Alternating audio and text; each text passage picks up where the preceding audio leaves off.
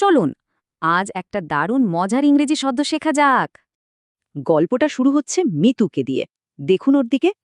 আর ওইদিকে মিতুর বাবা পেপার পড়ার জন্যে তার চশমাটা খুঁজছেন।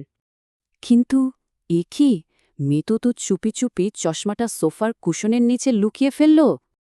এখন তো বাবা চশমা খুঁজে পাচ্ছেন না, বেশ অবাক হয়েছেন। আর মিতু দেখুন কেমন মুচকি হাসছে। তো এই যে মজার ছলে করা দুষ্টুমি, এটাকে ইংরেজিতে কি বলে বলুন তো? এই কাজটাকেই বলে মিসচিফ, মানে এমন দুষ্টুমি যাতে বড় কোনো ক্ষতি হয় না, ঠিক যেমনটা মিতু করল। খেয়াল করুন, মিসচিফ মানে কিন্তু গুরুতর ক্ষতি না। চশমা লুকানোটা মিসচিফ, ভেঙে ফেলাটা নয়। চলুন এবার দেখি বিভিন্ন ধরনের বাক্যে মিসচিফ শব্দটা কিভাবে ব্যবহার করা যায়। যেমন ধরুন এই বাক্যটা, এখানে অফিসে মিটিংয়ের কথা বলা হচ্ছে।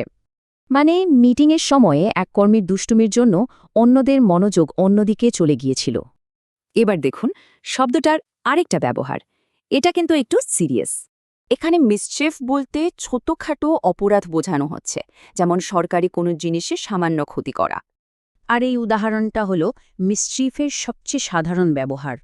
মানে পার্টিতে বন্ধুদের মজার দুষ্টুমি পরিবেশটা হালকা করে দিলেও একটু হট্টগোল তৈরি করেছিল। তাহলে কাজটা হলো মিসচিফ, কিন্তু যেই কাজটা করে তাকে কি বলে? তাকে বলা হয় মিসচিভাস। মিতু যেহেতু মিসচিফ করেছে, তাই মিতু হলো একটা মিসচিভাস ছেলে। তাহলে সংক্ষেপে মিসচিফ হল মজার ছলে করা দুষ্টুমি। শুধু মিতুর চশমা লুকানোর গল্পটা মনে রাখলেই হবে। শেষ করার আগে একটা প্রশ্ন, আপনাদের কি মনে হয় অল্প স্বল্প মিসচিফ কি কখনো কখনো ভালো?